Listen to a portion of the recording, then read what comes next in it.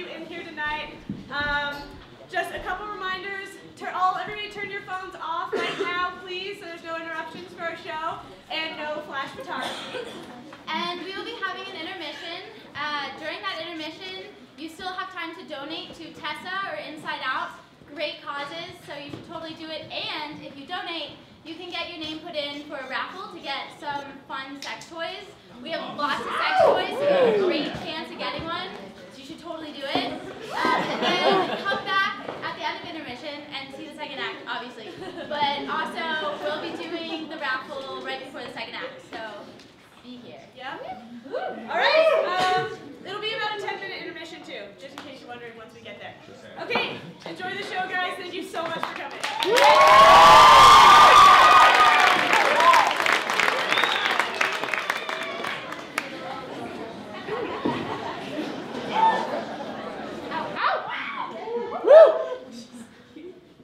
I'm sprawled on my back, legs spread across the entirety of my lofted window. Gasping for air, throat parched in the midst of approaching orgasm, I praise the Lord our God. I remember to fill up my Nalgene. I periodically look down at the top of his head, disheveled hair, eager hands navigating me. His eyes scrutinize my vagina with a concentration I've only witnessed in a squid dissection back in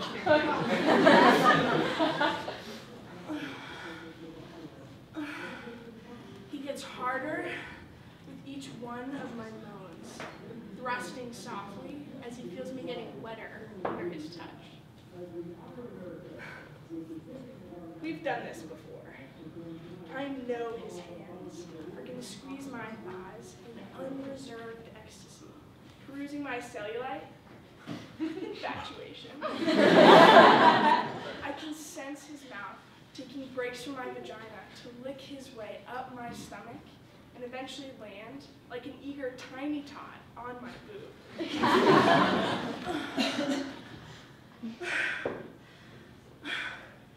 Returning again to my vagina, as I'm about to come, screams stuck in my throat. He lifts his mouth from me and begins belting the national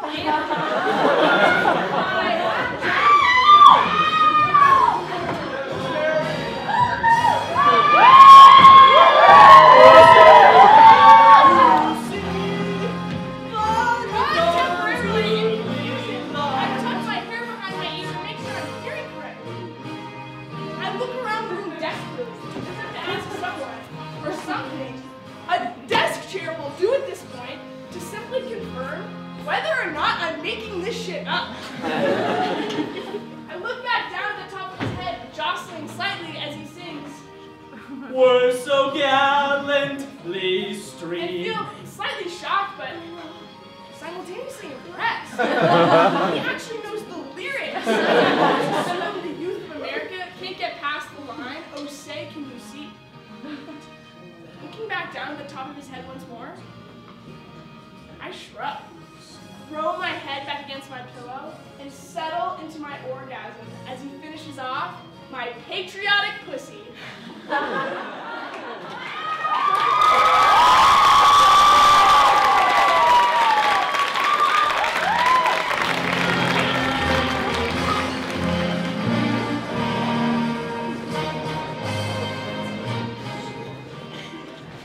Welcome to Relations.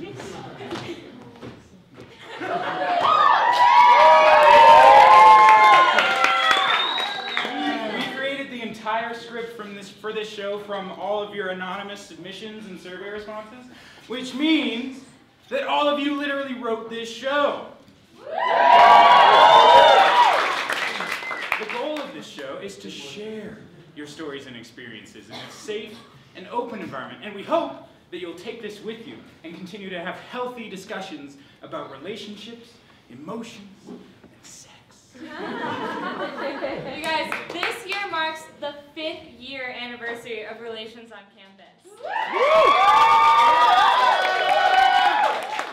Every year, Relations grows and evolves a little bit bit more, but it always strives to make sure that students' stories are heard and that we instigate a really important conversation on campus about really important issues.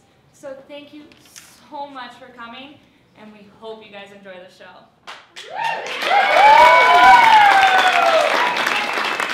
Now to start us off tonight, CC students answer, what do you think about most often while masturbating? Eagles? Hillary Clinton. And the Statue of Liberty. How good it feels. Rascal tater tots! BDSM porn. And my boyfriend going down on me. Getting fucked. Counter by a beautiful artist. Mostly, I think about my body. I love my body. Raunchy encounters in the stacks of Tut Library.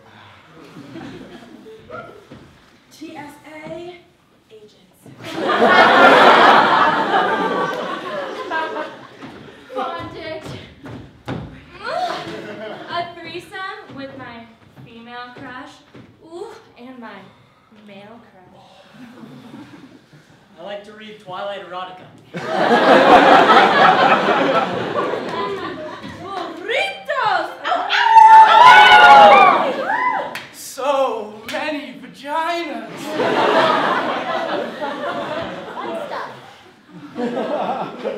Chicks sitting on my face. Washing machines. Sex with my girlfriend. Now, not just sex, but making love after a dry spell. My kisses caress her lips, then her neck, then on down from there. Afterwards, we hold each other as we fall asleep, a blanket covering our naked bodies.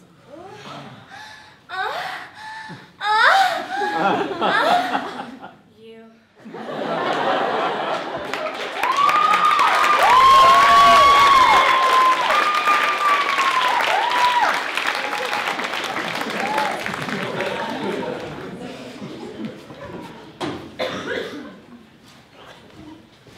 Alright, I wanted to run something by you guys. Okay, so yesterday, I didn't tell you yesterday, but I thought, I don't know, kind of took it out of me. I was in my prop stats class, right? I don't know what it was. I think David Brown between like the chalk and the numbers got me heated. I couldn't contain it. Went to the bathroom, pretended I had to pee, started masturbating. Mid-masturbation, this chick walks in from my class, hears me moaning. What the fuck was I supposed to do? I just kind of closed the stall and like shrugged. Stall. Yeah, I don't know. I was like into it.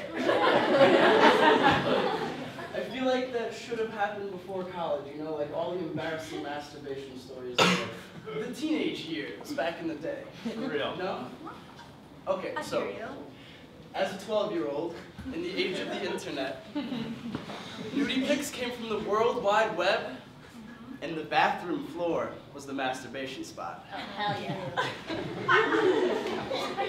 One time I forgot the pictures, and my mom found them. I was horror-stricken when she confronted me. It wasn't even that bad. She gave them back. But in my terror, I had disposed them for good. Turns out, printer paper is not supposed to go down the toilet. Well, yeah, no, whatever.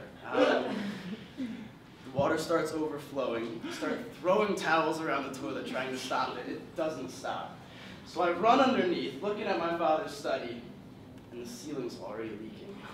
Then, right in front of my face, a ceiling tile falls through, and Niagara Falls pours into his study. It turns out there's this little handle right next to the toilet that turns off the water. Yeah, again, would have been nice to know. So we had to replace a bunch of his books and the whole ceiling, but the pictures were gone for good. I didn't tell him about that part. That's pretty awkward, dude. Yeah. I'm kind of surprised I've never been caught, considering I have a tendency to masturbate while both other roommates are in my room. Both? Yeah, I mean, they're either listening to music or asleep. So it's all good. Okay, I'll call out their names, see if they can hear me. No response means game on. Except for there was this one time, I thought it was the opportune moment. No one was home. I was in the mood. Why not? About 10 minutes in, I'm in the middle of everything, about to come, and one of them walks into the door, through the door, and I didn't know what to do. I just froze. But then they put on my headphones. And then? Yeah, finished. You're crazy, both of you. What do you mean, you've never done shit? I mean, I masturbated before. Oh, come on. You've got some stories. Okay, so I think I was about 14, you know, peak of my masturbation experimentation. All right, so this is kind of like American Pie, only a little fishier. Okay, rewind. My mom had this great calamari dish she'd make, right? Sweetly sauteed red onions, juicy little capers, red tomatoes that explode in your mouth. It was good. Well, have you ever seen a squid body? Like the kind you buy at the fish market? Okay, so there are these white slimy tubes that just have this look to them that say, I bet your dick would slide right into that.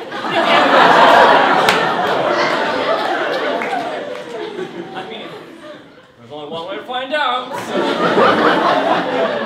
go down to the fridge, open it up, grab one of those white slimy tubes, went up to the bathroom floor, lay down, closed my eyes, and masturbated with a piece of calamari. It felt so fucking good. Best sacrifice food ever. Okay, all you guys are acting like masturbation is this very straightforward thing. Yeah. No one ever teaches you, like, the art of masturbation. No. I would not have minded a quick and dirty intro on how to stick the fingers up the vagine, you know?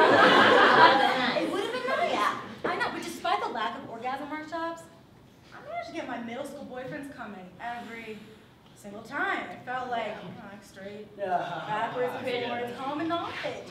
But when it came to getting myself off, I felt hopelessly at odds with how my vulva worked. I tried figuring myself a couple times. Lit some candles, threw myself a bath as Cosby magazine suggested, and laid there, mid-finger, thinking the whole process was overrated. Then in 8th grade, my high school friend introduced me to the clit. Game changer from clit on. I took masturbation by full force. Leaving behind the days of fingers, I moved the jacuzzi jet and detachable shower hoses.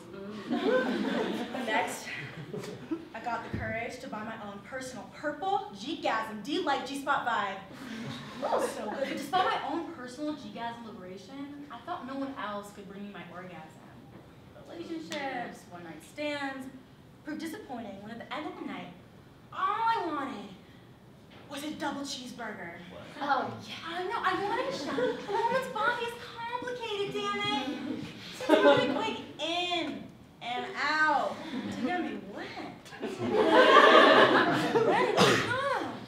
Oh, I've got places all over my body. I like lips and touch. And let us find them together. I will show you how.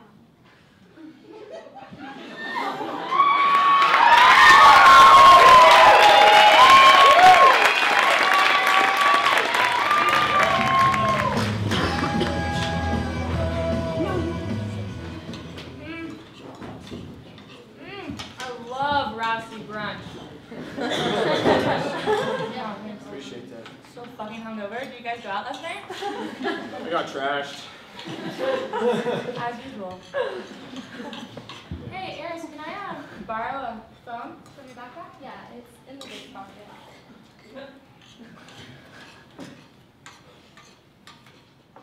Oh, Everett! What is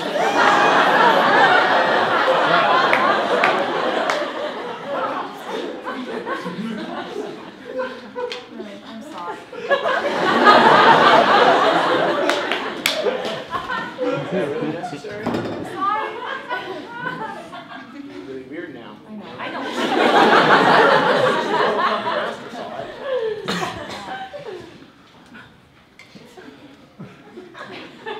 Alright guys, I'll let you know a little secret. I bought my first one online. AdamandEve.com. My friends gave it to me as a joke. Yeah, okay. You guys, I got mine at Walmart. Walmart. My mom, she was in the car waiting. Weird. Mine's pink, soft, squishy, with millions of buttons. Yeah, we saw it. Mine was like super simple. Silver, hard plastic, AA batteries. Nice, nice. I ended up buying the one I did because it was so small. Plus it came with this little black pouch that it fit into, so you know, no one would need to know. Yeah, it was embarrassing just to have in my house. I don't know what possessed me to do it. Fuck me, I was tired of being unsatisfied. Yeah, well, cool thing though, mine was waterproof, so I could take it in the shower. I tried it as a joke. Mm-hmm. When I gave mine a whirl, ooh, I knew I had made the right choice. I had never jerked off with a vibrator. I had never orgasmed so big before. That my roommate would find it? I didn't know where to hide it. I was addicted. In a relationship with my vibrator. Mm-hmm. In love with my vibrator. Shower time became my favorite time of day. Mine practically had a control panel. It had like 5 different settings, 5 different simulations. This thing was so high tech, it never failed to be done. Ooh. And there it lay in my top drawer, expertly hidden amongst my ski socks. And it was just tempting me. Come on, let's play. It's got a little time before class. Light some candles. You've had a stressful day. Treat yourself. My vibrator is always on my side. Times, you know, I feel kind of bad, like I was taking the easy way out. It's such a taboo subject. Like, no one wants to hear about your sex stories. Whatever. It made me feel independent. I didn't need anyone to get me off except for myself and Sasha Fierce. That's her name. Yeah, but could I get off without it? I found out my best friend had one too. A community of sex toys. I'm not so strange after all. Please don't hate them either. I'm just curious. Like monkeys. And now that he knows about it, he loves to use it on me. My girlfriend gets the shivers anytime I get it out. I already bought 3 others. Guys, this is a powerful machine with even more powerful results. I love it. I can't go back. On a desert island? You know who I'd pick. Last person on Earth. Oh, you know what I do. So, ladies and gentlemen. Don't be shy. If your girl has got one. And you know she does. Let that secret friend into the bedroom. Palms sweating. Every breathing and thigh shaking. Body quaking. No more faking. Good time. Because the good vibes, they keep on coming. And the both of you will too.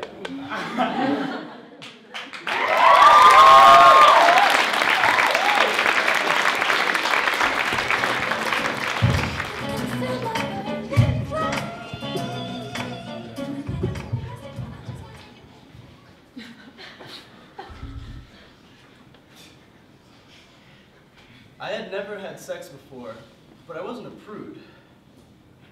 But I was her first anything. I knew she was scared to be in her first relationship, so I wanted to make sure I did everything just right.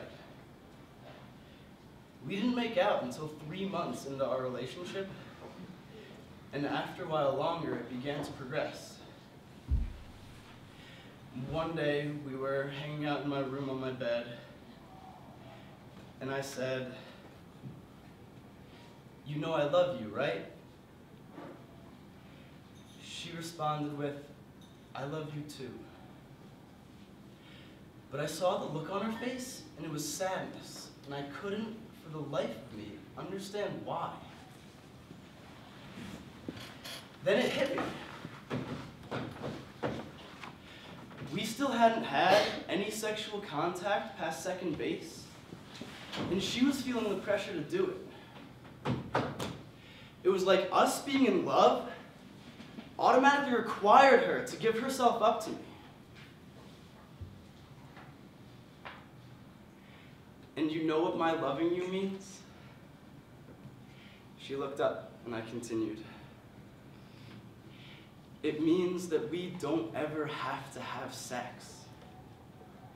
It means that as long as I can hug you and see your smile every day, that I don't need anything else."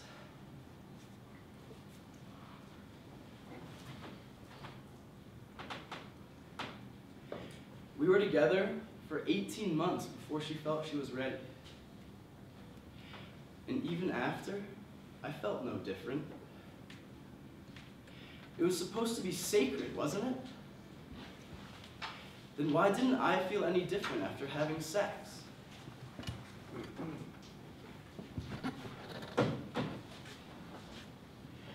I realized only much later that sex was in no way important to our relationship, because for us, it wasn't about getting some, it was about loving someone.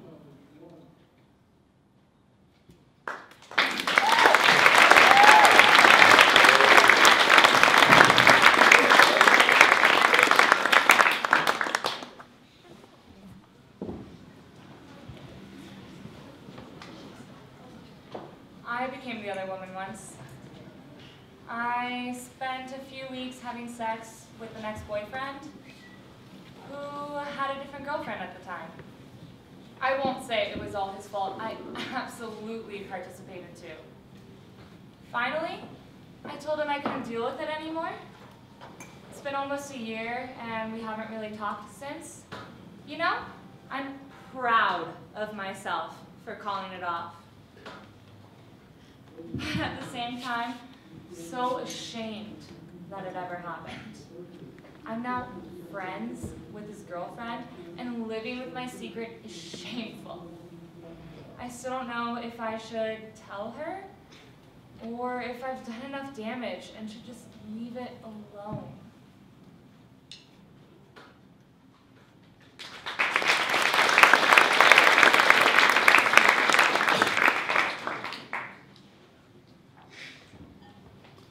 I was the first one that he ever came out to. He didn't plan on telling anyone else anytime soon. One thing led to the other, and we were a thing. But not really. I mean, we were a thing over text messages and in his single bedroom in the hall beneath mine. But to everyone else, we were just friends. No one ever really saw us as friends, just acquaintances. Not many people talk about how hard it is to be in a closeted relationship. How hard it is to not show any sign of emotion or affection or even friendship with someone just because of your sexual orientation. Because your partner's fear of humiliation. Because your health and safety depend on it. Because if the parents found out, well then, it starts off fun and flirty. Your dirty little secret. Something you feel like you can control and keep in. But as time goes on, you develop feelings for this person. You want to show the world that not only do you have the crazy opportunity to love this person, that you are associated with this phenomenal, caring, and sweet human being, but you can't. Well, because he says so. Because that's the way society is. Your partner Your partner is everywhere. Your heart is right beside them. But you are nowhere. To my dirty little secret, I'm sorry I called things off. I wanted things to work. I wanted to be yours and only yours. I wanted to watch you change the world, or at least the CC community like you planned to. Shit. I even started watching Game of Thrones with you just so we could spend more time together. I cared for you so much, and I did all that I could to respect you and your safety, but I lost myself. My wants became your fears. Your wants became my rules. Our relationship became your dominance. Whenever someone mentioned your name, my stomach would drop. And every time I saw you in public and you ignored me or gave me the nod, I had to hold back tears. Because what it showed me was that something so special to us, or at least to me, was only a construct of text messages, sex, and my heart.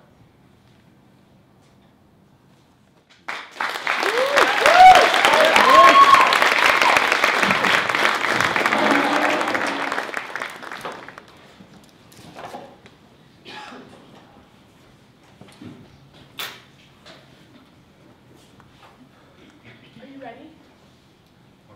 What? Here's something I've never told anyone. I'm a virgin. I really don't know why I've been so scared to talk about it. I guess I'm ashamed, but everyone has something they're ashamed of, something they want to keep quiet. For example, Monday morning, I'm not going to go up to you guys and tell you about all the sexy sex that I didn't have. But why should I be ashamed about that? You guys should be able to have sex with as many people as you want without being afraid of getting called a slut.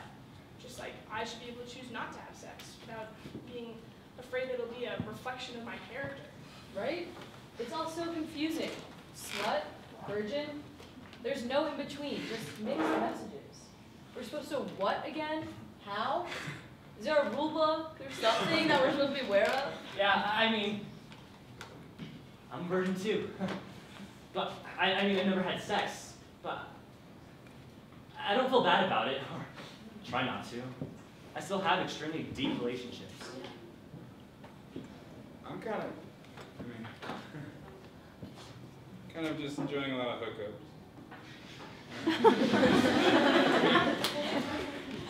It's honestly just because, like, I've been hurt in the past and not ready to be vulnerable in a relationship again. I know I've had more sexual partners than most at CC, but that should in no way define me.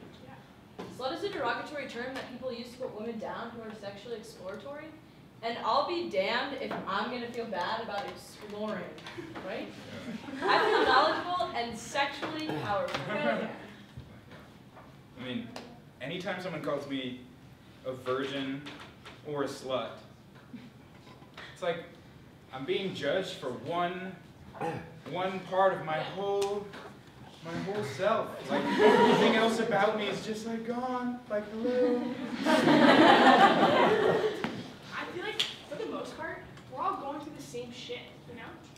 People, bodies, experiences, they're so different.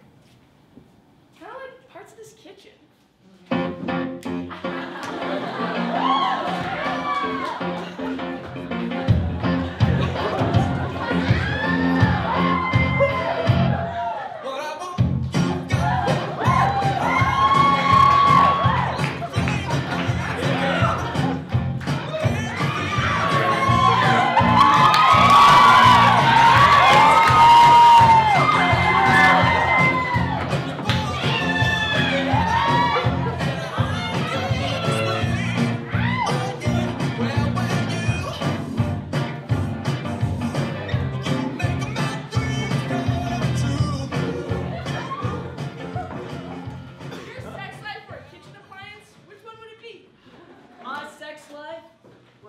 an appliance, it'd be a rubber spatula. I'm flexible.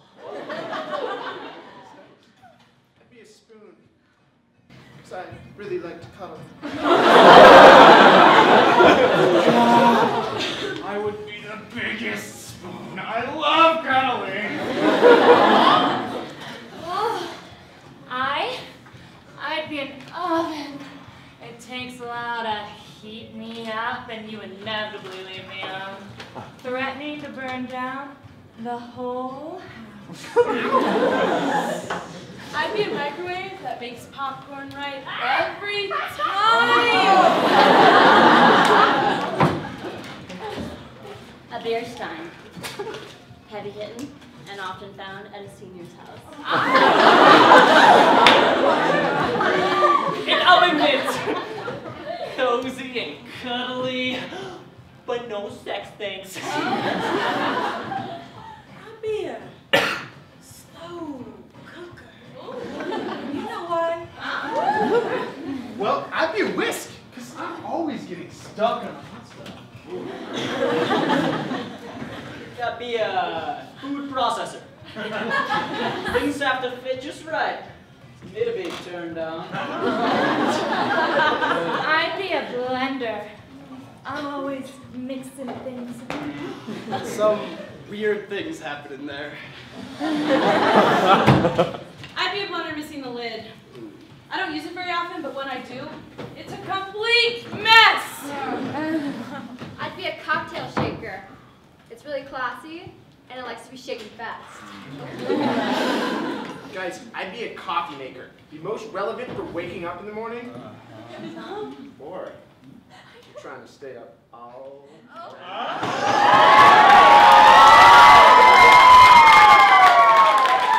Oh, God, I'd be a toaster. You know, because things never come out the same way they went in.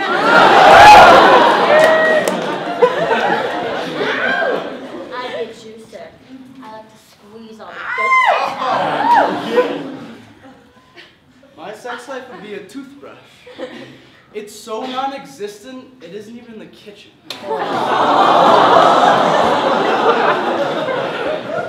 Yeah.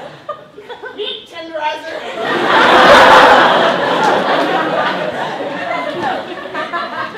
Be a broiler. The heat's intense. When I'm on top. Yeah. Pot holder. Kind of cuddly, often humorous, touches hot stuff.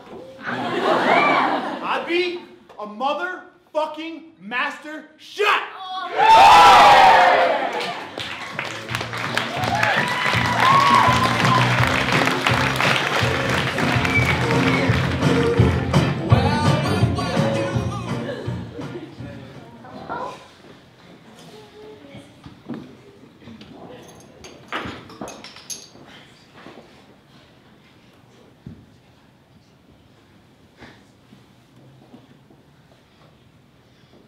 I took the bait. I fell for her. This pretentious little CC prick. You know the CC type.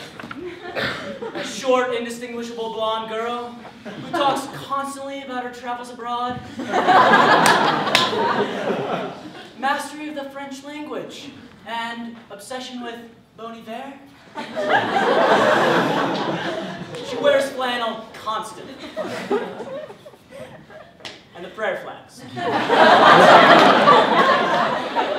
Very CC type. I totally fell for her. She broke up with me. Started fucking some senior. I'm convinced she was fucking the senior before we broke up. Who knows?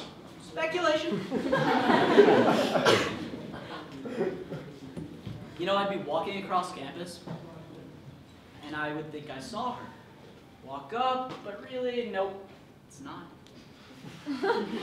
I've done this a number of times since dating small, blonde, CC girls. Walk up to say, hey, oh, you're a completely different person.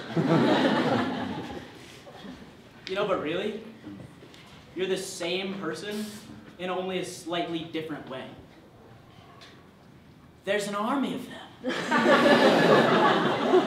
get dumped by one girl, one guy, you'll find another girl or guy who's exactly the same.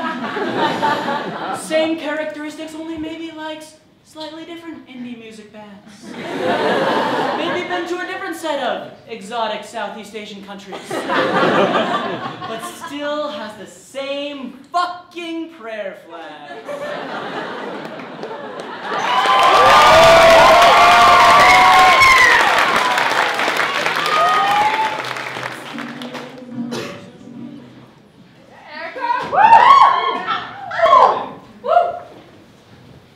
I had sex with a tampon in once. And as terrible as that may sound, it was actually fantastic.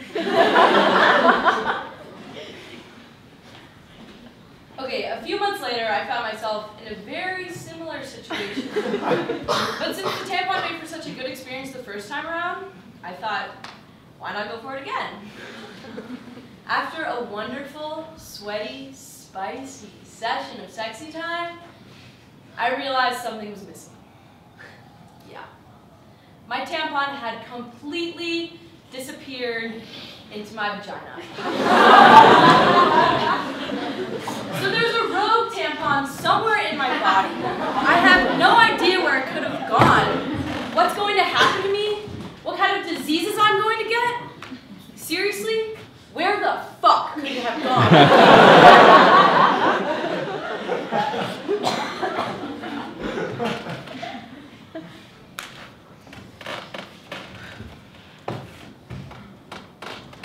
So right then and there, I embarked on a grand odyssey in search of my tampon.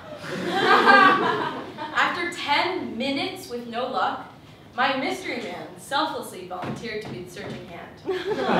His hand was longer than mine after all. So here we are, lights on, both naked, my legs wide open, and his hand casually searching the depths of my love canyon.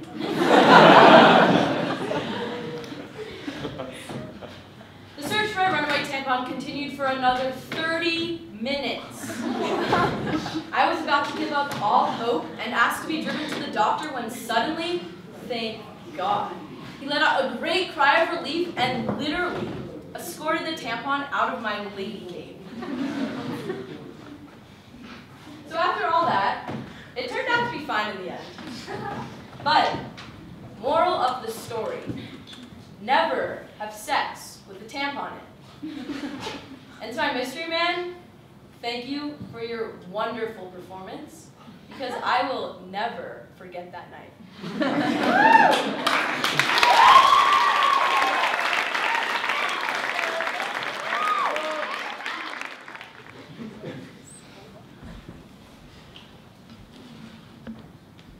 I remember how wonderful it all was.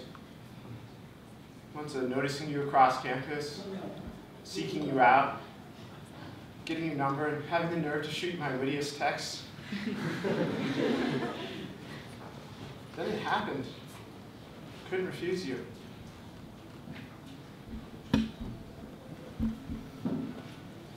Made me feel so respected the way you were asked and reassured as you wove ecstasy through my body. You made me feel comfortable. Made me feel safe.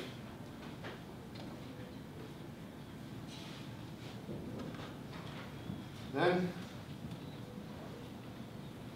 took it all away. I showed up to your doorstep and you invited me in. I kept thinking, wow, I get to sleep with you. I don't think I've ever been so excited to jump out of my pants. But you seem to know that already.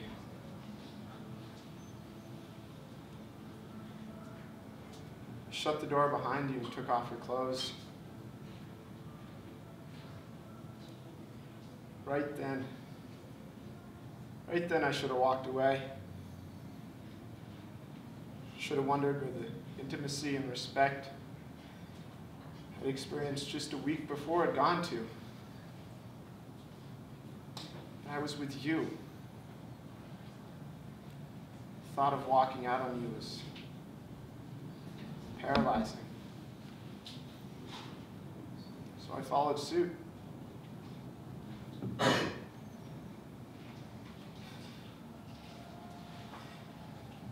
I was enjoying just a moment of bliss before you pulled me back by my hair. You pushed before you asked. You forced before you checked. I said no. Cuddled into the crook of your arm.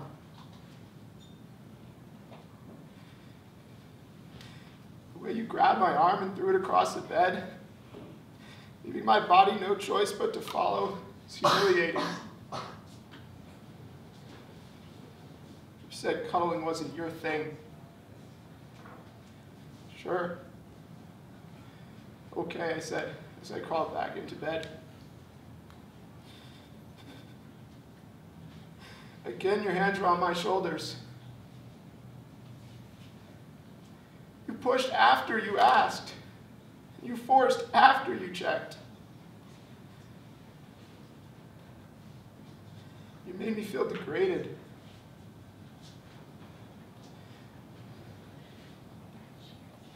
Putting on your clothes and telling me to leave made me feel devalued.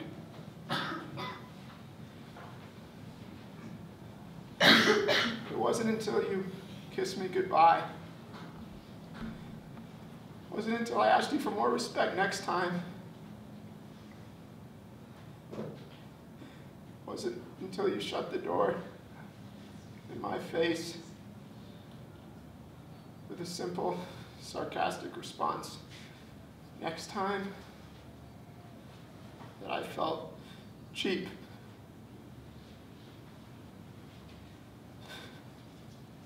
I need you to know that even when I smile and I say it's okay, that I forgive you. I'm remembering when you pushed me down and mocked me. Remembering that cold walk home. And I'm remembering when I thought humiliation was going to trap me the same way you did. I've tried to forget. No matter what I do or where I go, you're always there, always pushing.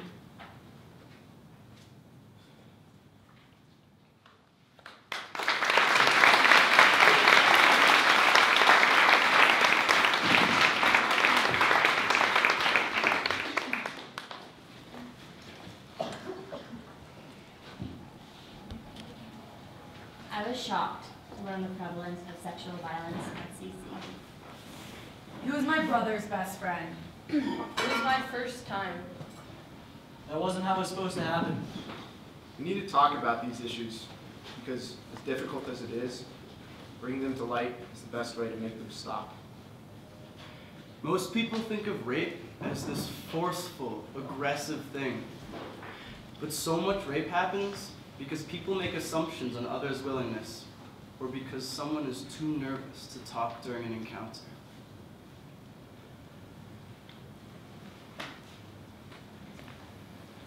I said stop. He didn't stop.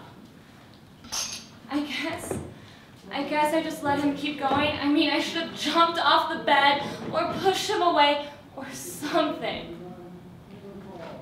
But I just thought that he would listen to me eventually. But rape? Rape is violent.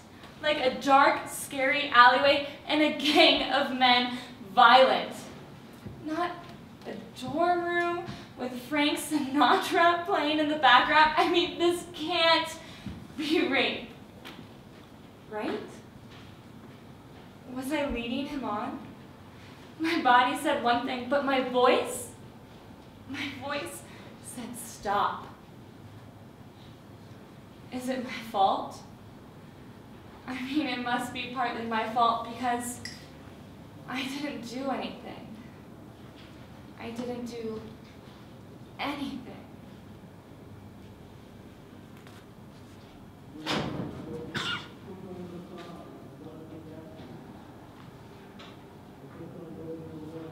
I was raped this summer.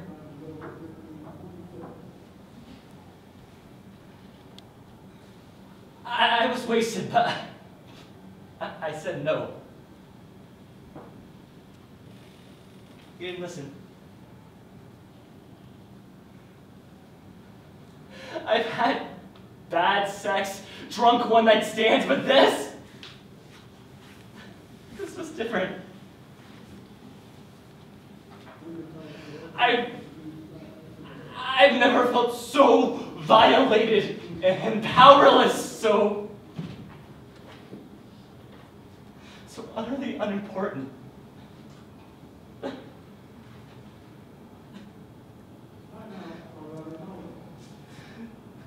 You were one of my best friends. And you liked me for a long time, so I decided to give it a try. The conversation after.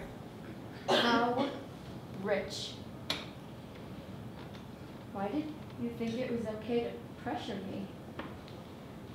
You thought I was pressuring you? I choked in surprise. Okay, so maybe I didn't jump out of the bed. But were you listening?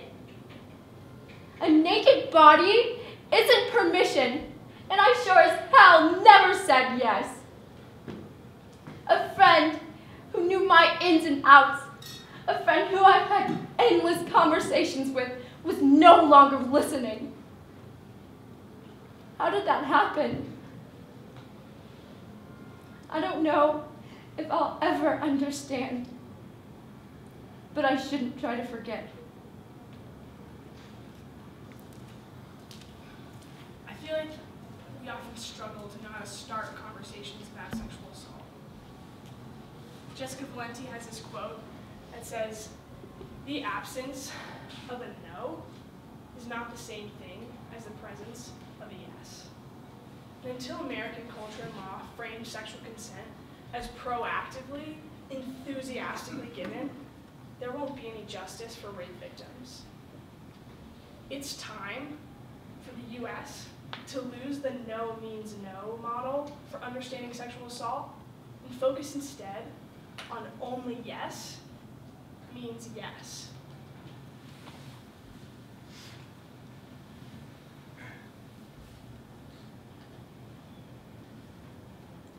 I've hooked up with girls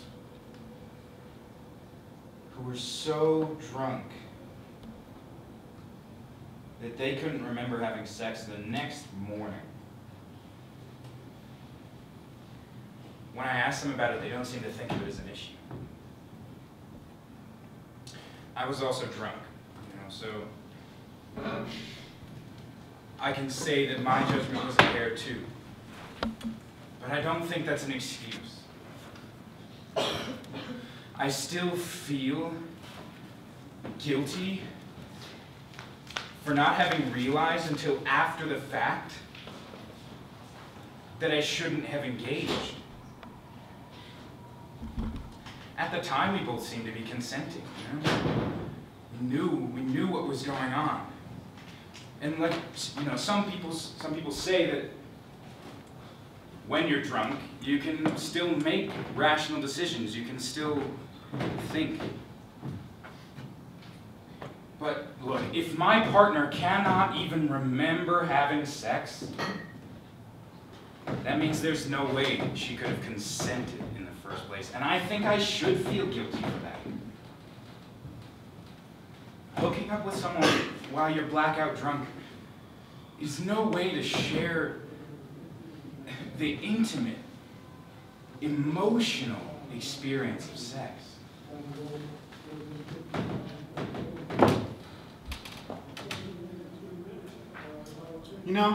I've been in a relationship now for 2 years, and consent is still a very important part of our sex life. We always ask how things feel and what the other person likes, because it changes on a day-to-day basis. And when one of us feels like we aren't being heard in the bedroom, we always talk about it afterwards. The sexiness of consent? It's underappreciated. What is sexier than someone telling you how much they want you? Or hearing that you have the space to say exactly what you want and what you're comfortable with? What is sexier than trusting your partner to be okay with a no this time? So when the mood is right, when the trust is there, it'll be more intimate, more pleasurable next time.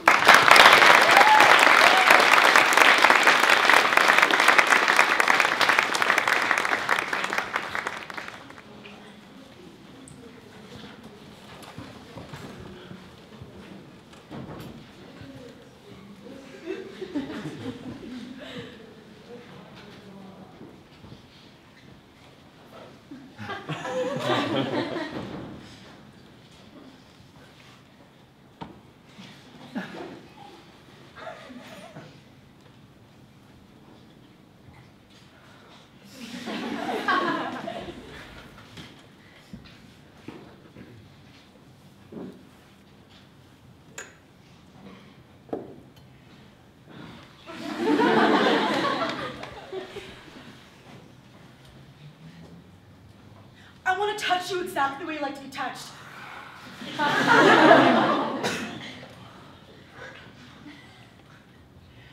I want you to lose all sense of time because you know we set the pace together. And I want you to lose all sense of control and replace it with trust.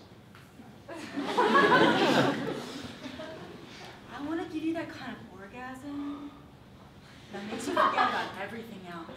And I want you to know the whole way up that we can come down anytime. Huh? Our trust is what makes this so hot. Makes it so fun to strip all your other layers off. Because you know that my first intention is to make you feel good. To share an experience of intimacy that takes us to a place that is ours alone. I love it. When you tell me what you want. When you tell me harder, or faster, or lower. Nothing turns me on more than when you tell me what feels good. Can I please unbutton your pants?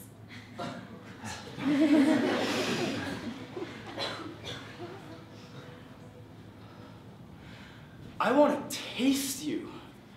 I grab the back of your neck and sigh into your ear. I want more. I love it when you whisper in my ear about how wet you are.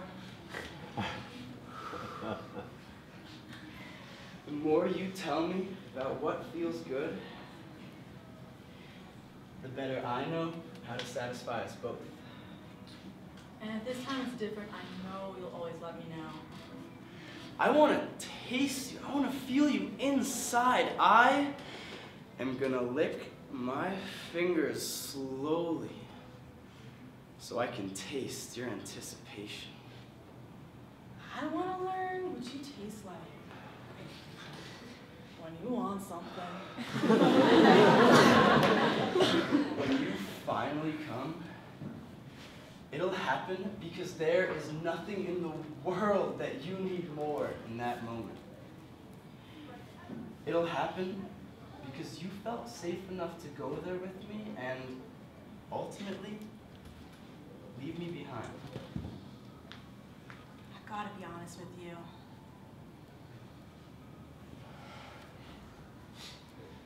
Making you come is a bit of an ego boost.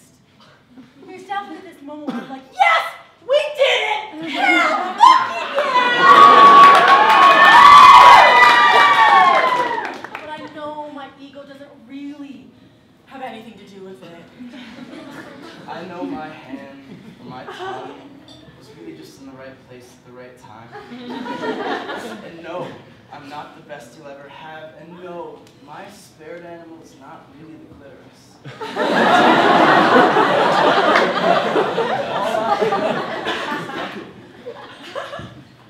Lucky that I got to be here for the moment when you left me. And lucky that I got to hold you the moment right after, when you came back.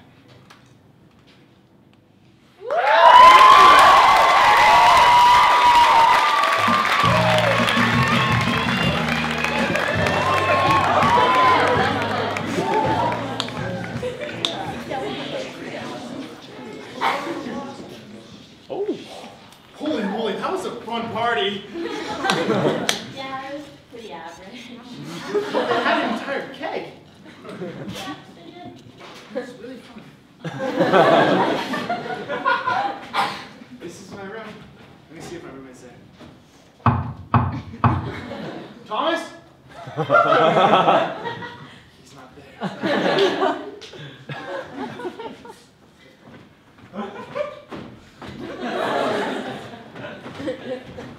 You see that poster? Oh, yeah. It's Bob Marley.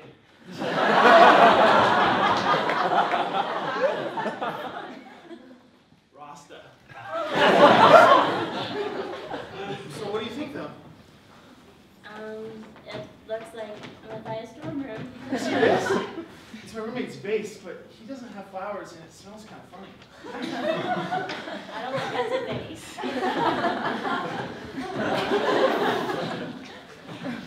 Here, have a seat. It's my bed.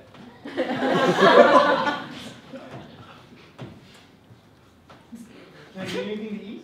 I'm fine. How about you drink? Got any tequila? No, I don't drink tequila. You shouldn't either.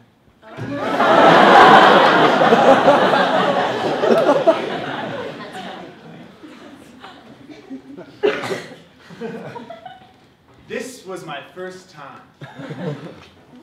We topple onto my bed and string our clothes off. Whew. As I toy with her, between her moans, her pretty body, abruptly, her face cements. Her eyes penetrate mine. Get inside me. I go pale. You mean let's fuck? My heart starts racing. Oh my god! Oh my god! Forget everything I said about meeting someone special. Finally, my first time. I'll find out if she's special later. Take my guitar and set it on fire. Attach the whole 5 feet to my drawer full of eagerly awaiting condoms. Rubbing the dust off one. I can swear it shouts, I'm free! Coming back, I hop onto my bed, and just as I start to roll it on, I look down. Oh.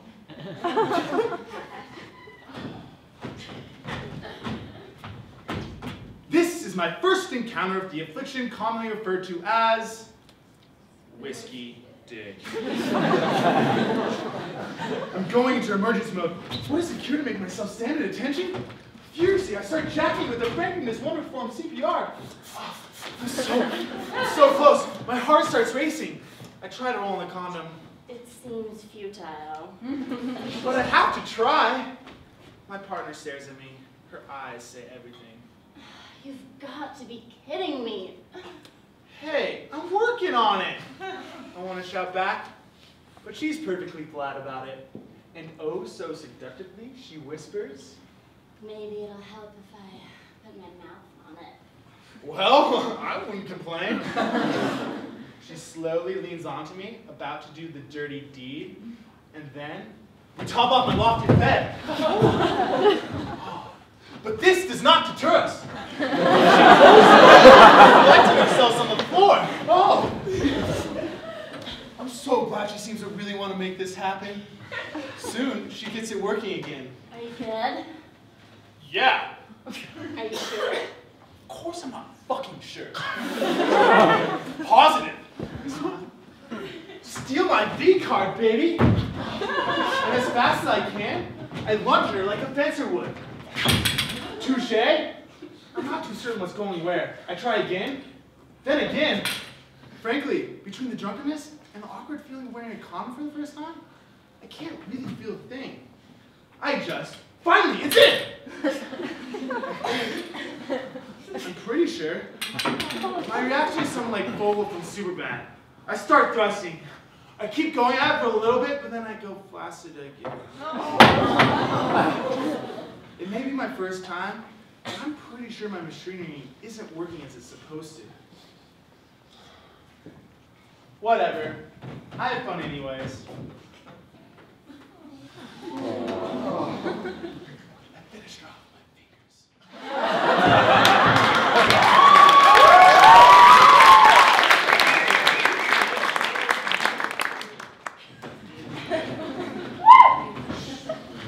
She snuck out later that night when I was asleep. Oh well.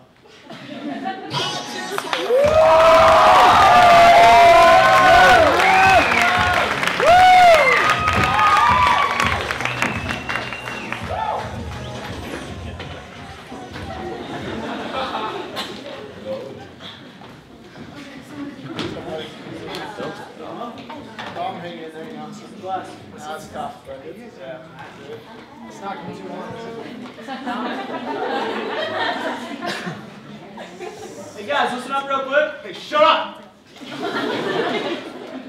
Heard you last night. Yeah, I had sex.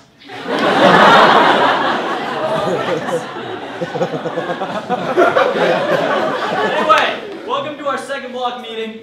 Made some taquitos, pass them around. Feel free to enjoy them.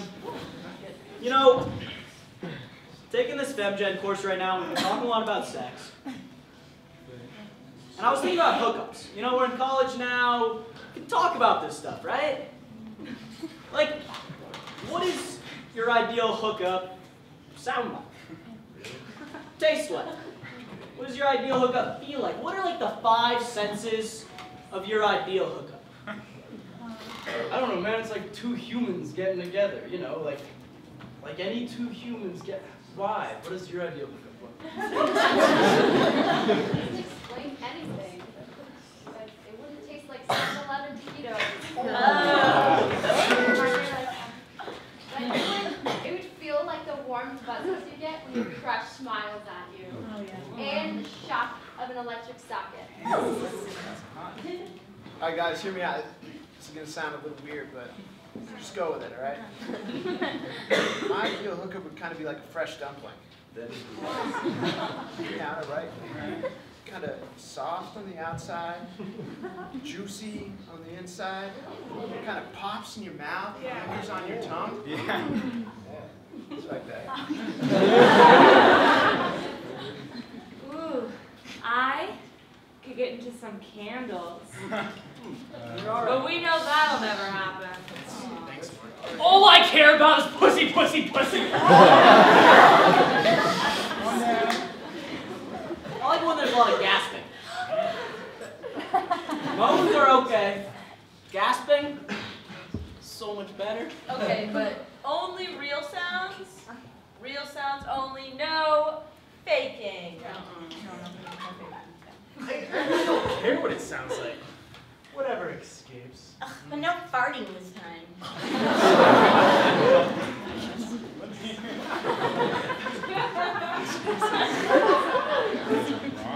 Okay. Ideally, it wouldn't be a hookup at all. I'd have an emotional connection. There would be only the sound of our breaths as we explored each other's bodies, listening for a sigh or feeling a tremble. Oh, it would be body on body, feeling each other for what we really are. We would nibble each other's ears and bite each other's lower lips and work down from there. All right, man. That's cool and everything. But, Yeah. It would sound like the pleasantries of a 10-minute iron and wine song. Oh. And it would look like a Tumblr porn gift. I'm all about the Make it all round. Bacon. Get some bacon. Smells like man musk. Alright. Look like James Franco. No, fuck that. My ideal hookup would be James Franco. He's so fucking hot. So hot. Listen, I don't want to be conceited. I ain't a rockin' bod, you know? Mm-hmm. But everyone at CC is in real shape.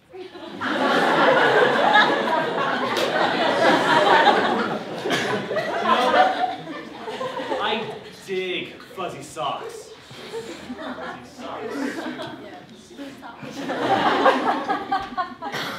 How about like some kisses at breakfast in the morning, please? I want it to feel like the sexiness of uncertainty. Hey. Let me know how you like it. I like it with some Nora Jones and Mo. Mine tastes like cinnamon. Smells like desire. Feels like riding a Pegasus. Colorful, unknown. Oh God, it looks like a glowing orb of supernatural radiance. Sounds like a fucking orgasm.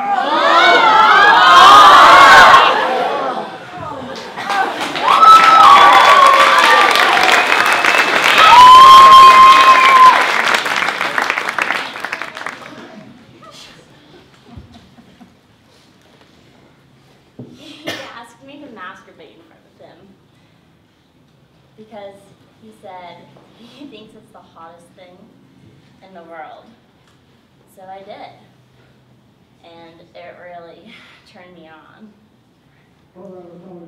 I felt comfortable with him, even though we hardly ever hang out. And then he took my hands and guided them behind him. I surprised myself by not being surprised at where he led my finger. I put it inside of him. I've never done this before, but it was clear he liked it a lot. I liked it too, strangely. It was exciting to know that he felt comfortable enough with me to try something new. But afterwards, he seemed embarrassed, and he apologized for having me put my finger there. I told him he shouldn't be embarrassed, and that I liked it. For the rest of the night, we continued to joke and flirt, and he turned on the lights and made me tea, and we drank it naked, standing in the middle of his cluttered room, talking about him, me, us, love, sex, and CC.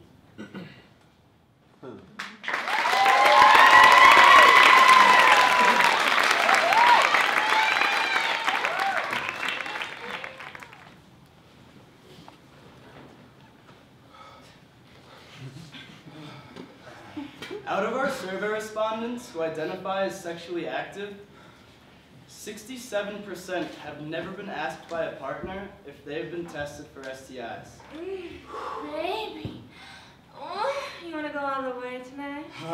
All the way down the yellow brick road, baby. You like your girls on top? Ride me like a cow. Oh, yeah, baby, you mind some company tonight? More the merrier. Oh, when was the last time you were tested?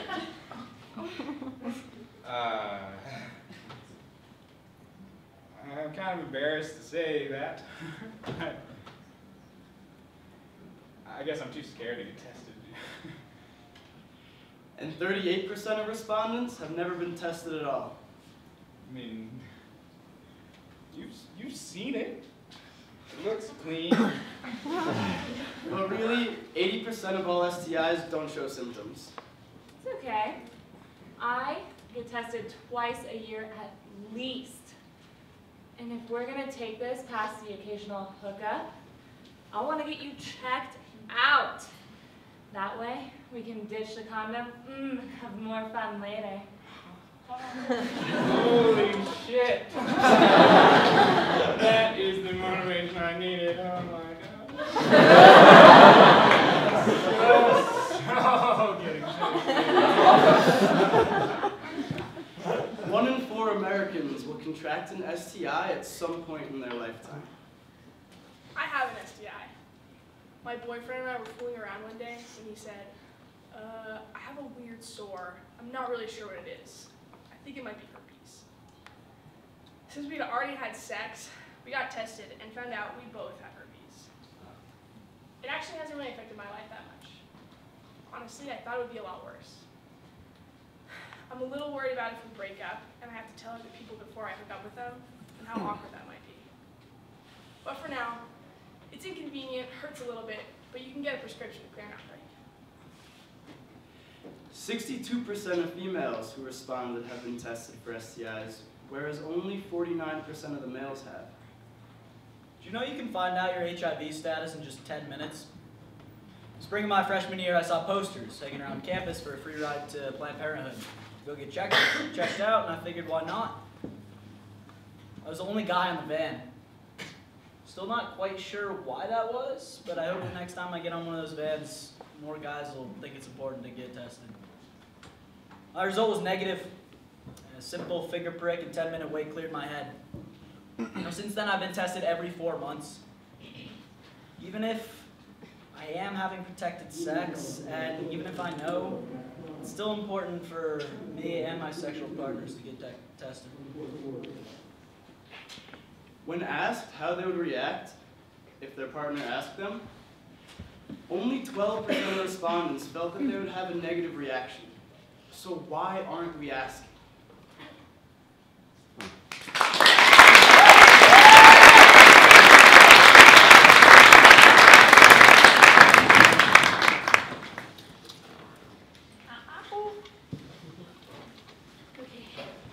We got this. No big deal. She's been giving me signals. I've been giving her signals back. But I've never hooked up with a girl before. No, I got this. I'm going for it. No, this is a terrible idea. Oh my God. I need a reason to go in there. Oh, I got it. I hope her roommate's not. Come in. Hi. Oh, hey. Hey, thought I heard some music coming from in there. So, what's up? How's it doing? Jesus Christ, I'm hopeless. Pretty good. Just doing some homework, so nothing really. Please stay. Nice. Shit, I should say something interesting. Fuck, what's something interesting? What about you? Shit, I haven't showered in a week. Just trying to find something to do. Bored. Does that sound dirty? Yeah, I know the feeling. So, how's that social major coming along? That's fine, I guess. It's not nearly as interesting without your little contributions. Do I sit now? We're gonna sit. God, the standing is awkward. Wow, she's been thinking about me.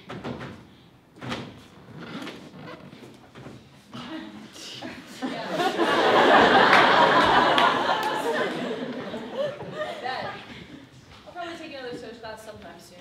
But this is like the first time this year we haven't had a class together, huh? Yeah. And I miss you like hell. Yeah, that's kind of weird. I miss sitting next to you in class. What the fuck was that, Sam?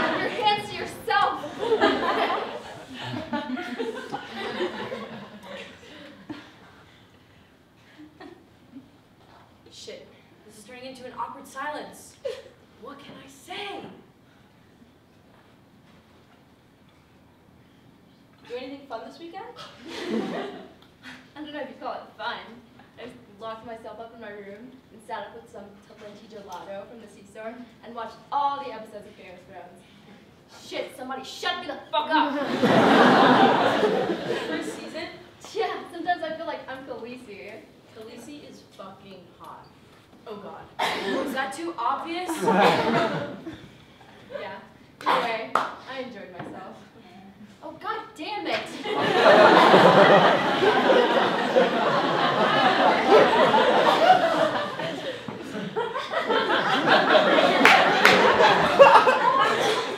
Why is this so awkward?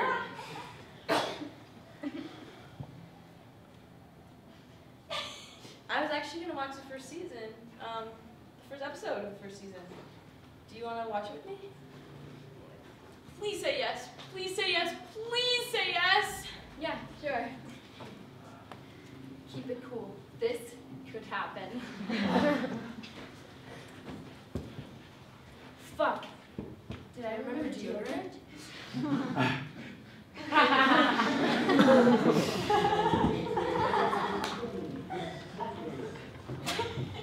Is this considered forward? I mean, no. We're friends. Friends sit together on the same couch. Yeah.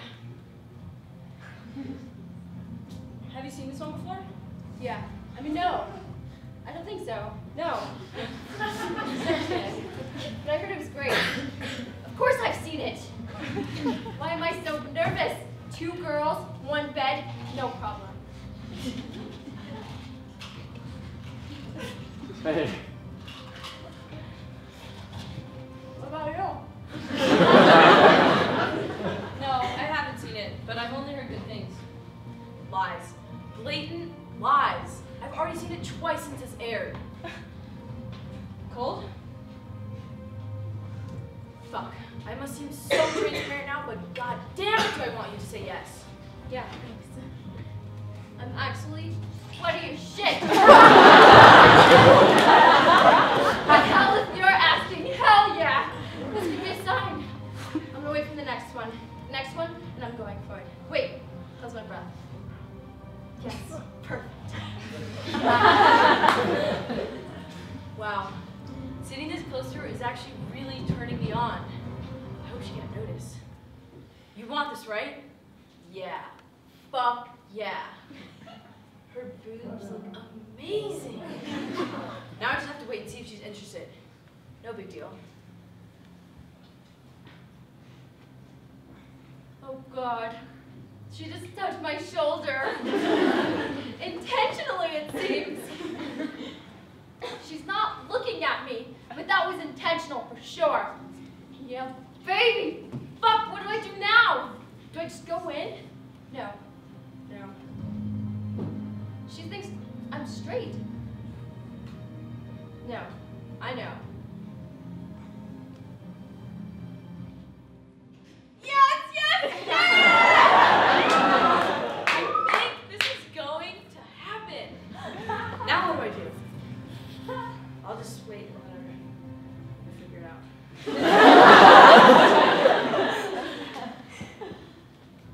She's looking at me.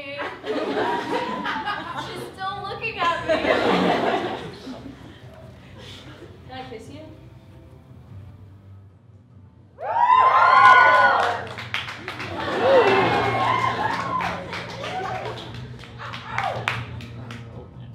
God, I want to touch that boob. Getting a little handsy there, Sam. Can't say I'm complaining. Can I touch her ass? I want to touch her ass. Touch my ass, Sam! She just put my hands on her ass.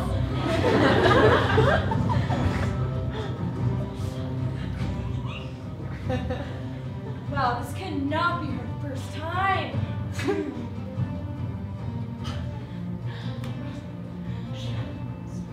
What's she laughing at? There's no awkward boner for once. God, she knows what she's doing.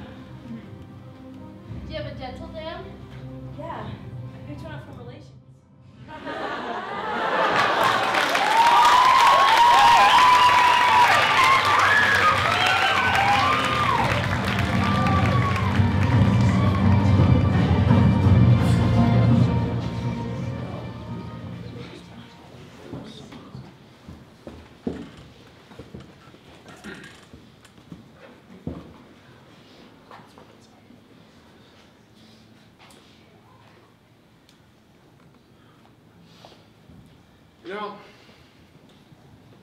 I'm addicted to like 4 substances. Booze, but who's not, right? Coffee, 6 cups a day. Cigs, half a pack a day.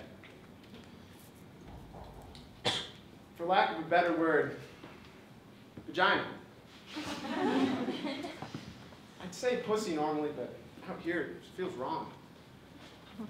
You know, I was given the option, cigs or pussy. I dropped cigs in a flash. I love pussy. I don't know how else to say it. Call me hungry, but it's true. Touching it, smelling it, tasting it, it's the most amazing thing in the world. And each one is unique. The scent on your finger afterwards, it's kind of like pencil shavings, right? Getting there and already being wet, seeing the woman through her vagina. I love laying my hand along it and remembering the feeling. Leah's stays on you for days, no matter how much you lost. And Vanessa's just fucking pops out like a marble. And Anna might sound like a proper name, but oh no. She's not. They're all beautiful and magnificent. They have their own character, their own special traits that's so easy to fall in love with. For me, woman's vagina is special. So from the bottom of my heart, thank you.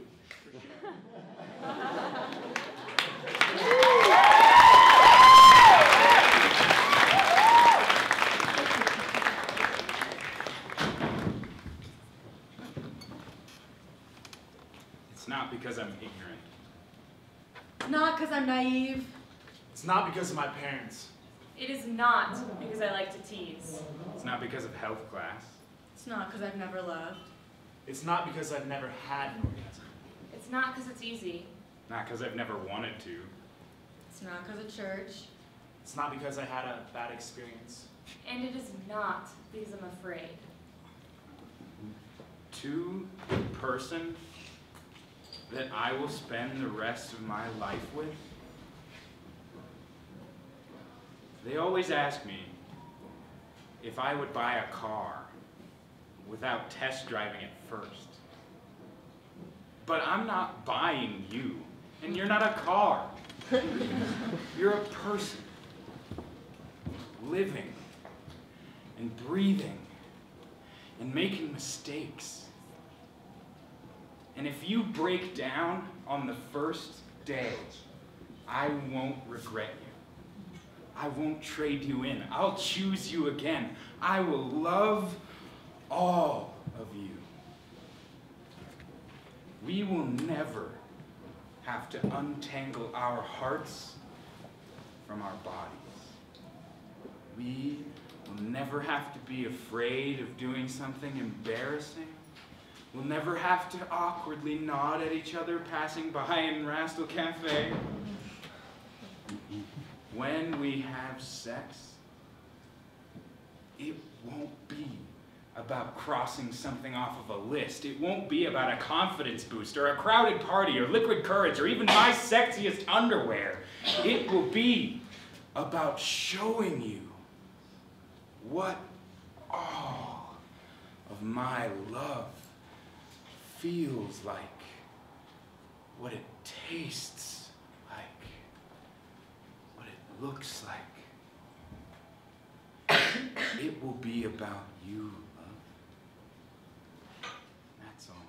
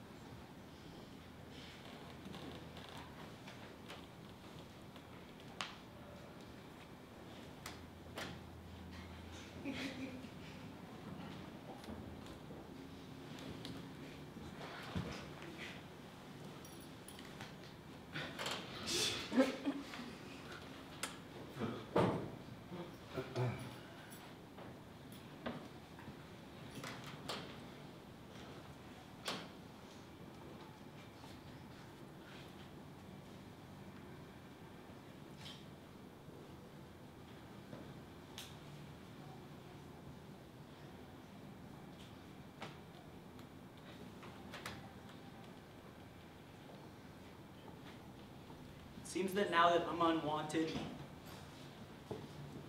you don't want me? Just fine. You don't need to want me. You don't need to need me. I don't need you. I still want you. And I kind of have you. But really don't, though. Love you? Nah, I mean yes, but no. Not that I don't, I shouldn't, but I don't. You can read me. Usually. I mean, if you could, then you would. And we would. But you can't. Either way, we don't. Love you? I can't help it. Make love? Not us. Sex! Fucking! Bunnies? Frustrated bunnies are we? Ah, but down your rabbit hole through your looking glass? Not a chance. Why? Because you can't read me. Or I can't read you. I thought I could. And I think I can, or maybe I'm blind, but you? You're deaf. Remember our night? That night? My night? Your night? The night. No sleep. Too busy. Only breakfast. Long day. Now? Still the same.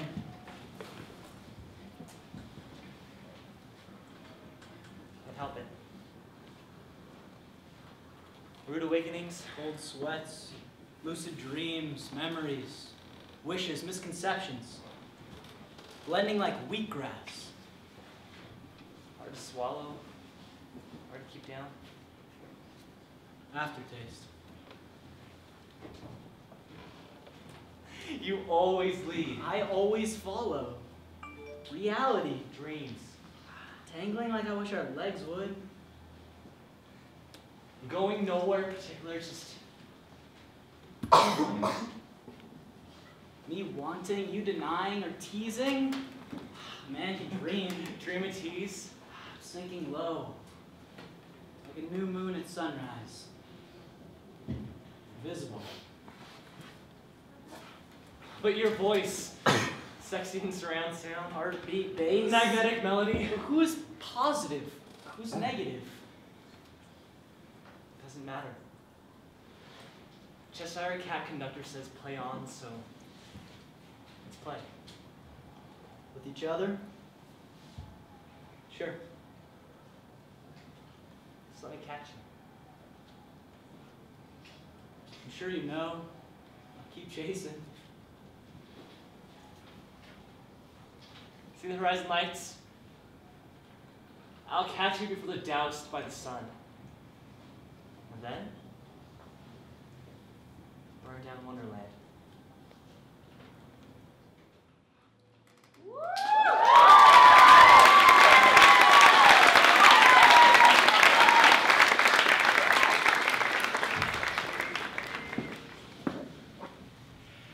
All right. Thanks for coming out to our 7th annual, you heard him here first, Valentine's Day Poetry Slam.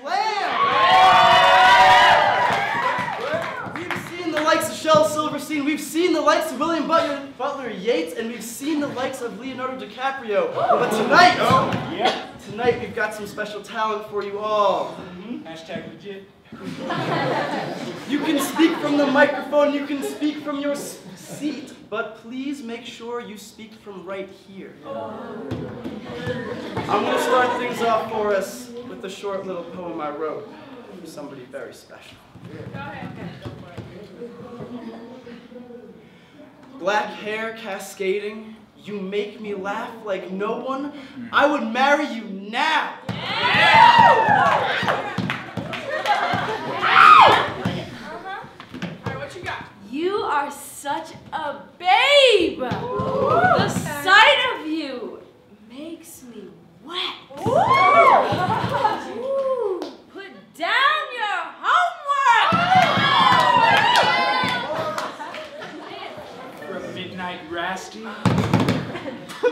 getting nasty and muffling my moan. We have sex sometimes. Let's make it more intimate. Ask me on a date.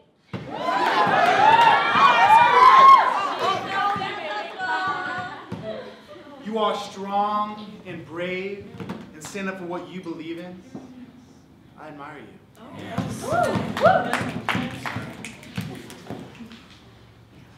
Your blue eyes have me wondering what it means to be in love.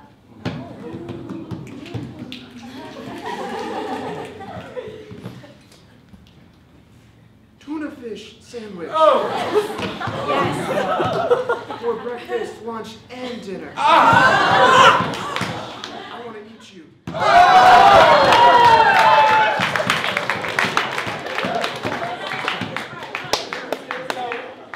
Please don't lie to me next time. I got me some lady bones. I can handle truth. Yeah, baby. Come on. The smell of your shirts, the taste of your lips on mine. This is perfection. Just got real. I'm no good at poems. But my pet fish is really cool. Okay. Meet her and let's ski. Alright,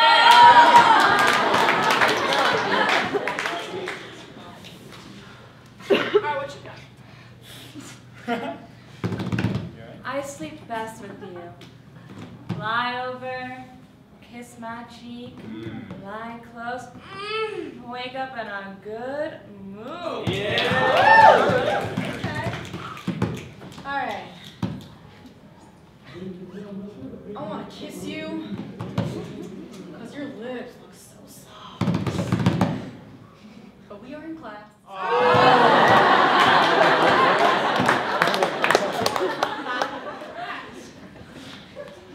I never told you I won't have sex with somebody who likes Dave Matthews.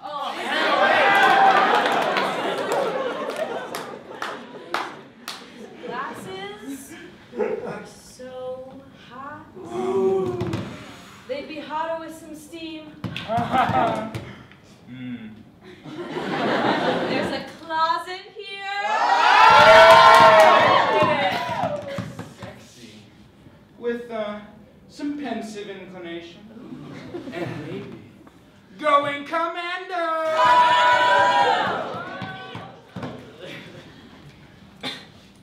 You've got a horse face. And I want to make you neigh. Get up, girl.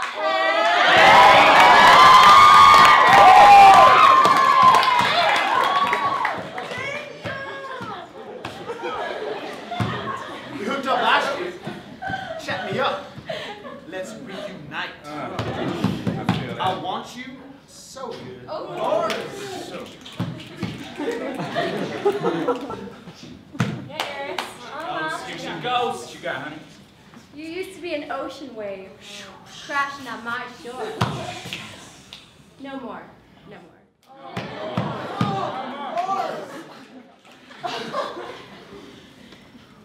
Sex is funny.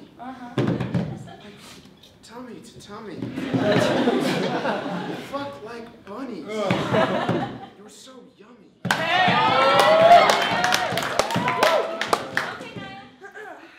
This one goes out to someone special. Oh, straight lacrosse girl. Ruffle my hair at parties and tell me I'm cute. This one's for you, babe. Your sex is fantastic. Your mind is spastic. You scare me more than anything. That's why I want what you bring.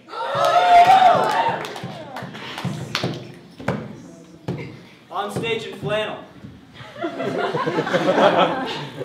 I'm performing a piece you wrote about us.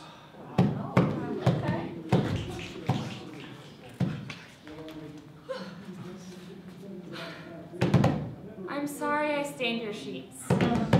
Blue from face paint. Thank you for the tea.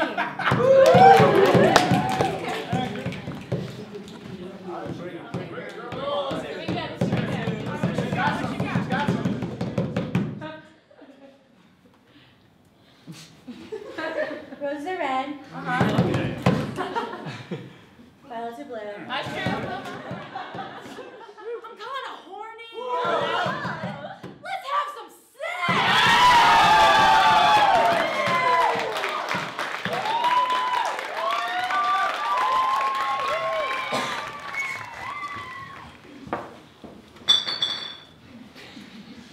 Farewell, my sweet and thrustworthy dick. Farewell, my fat and juicy cock.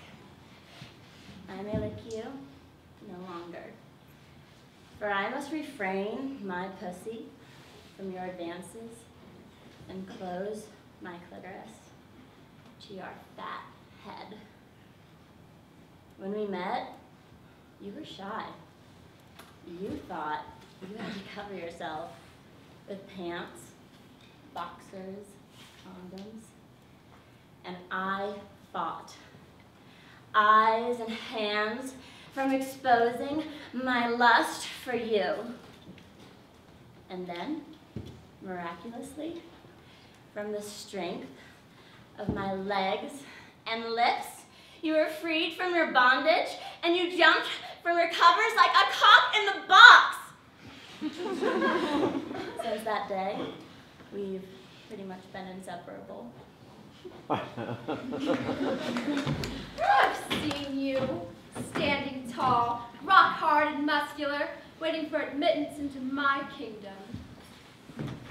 Rising at my command and ramming when I'm ready. I've seen you as an old man, small and wrinkled, and unhappy.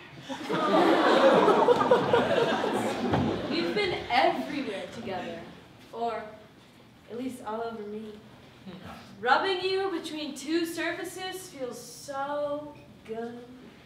If that surface is skin, my skin, other people's skin is still off limits, okay? And by the way, that rule, that's gonna apply for a while, okay? My mouth smiled in an O when I first met you. And when I masturbate, it's between your legs I pretend to be. And when we make love, I really get to know you. My hands will grab for lotion, my boobs fall over each other trying to hug you. You even ventured into the ass cave. Wow. Good for us. But alas, the time has come for us to finish our cum. And to begin to accept life without each other. Farewell, my sweet and trustworthy dick. Farewell, my fat and juicy cock.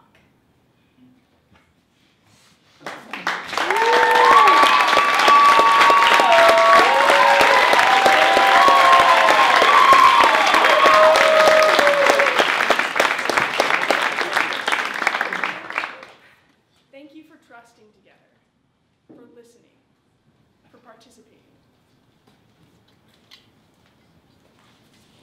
Thank you for sharing your vulnerability and your first, for your whole self and not just a fraction or facade. Sex can be scary and bad just as often as it can be exciting and good. So thank you for sharing both. We want to extend this feeling of openness and safety to others so that we can all feel comfortable in sharing these insights and discussing our relationships. It's okay to speak your mind. It's okay to try new things. It's okay to let yourself be seen. Thank you for sharing, because that is what makes the world go round. That is what makes love and happiness into our hearts. Talk your face off. I want to know what you're thinking. Let's not be alone in our thoughts. Thank you so much for just sharing your playfulness and your awkwardness. When I'm sharing with you, I'm giving you stories and emotions and myself and expecting nothing in return. Relations was the idea of a space to talk about sex and CC and to act. And it's still that. But it's now also about the people, the quirks, the laughter, and the massage circles. It's said a lot around here, but we really are a community. And a damn beautiful one at that. You have empowered my voice and given me the permission to play. Thank you. I hope sharing our experiences will help you to navigate your own. Relations has showed me how to have a close, intimate community. And then you don't have to be with everyone you're intimate with.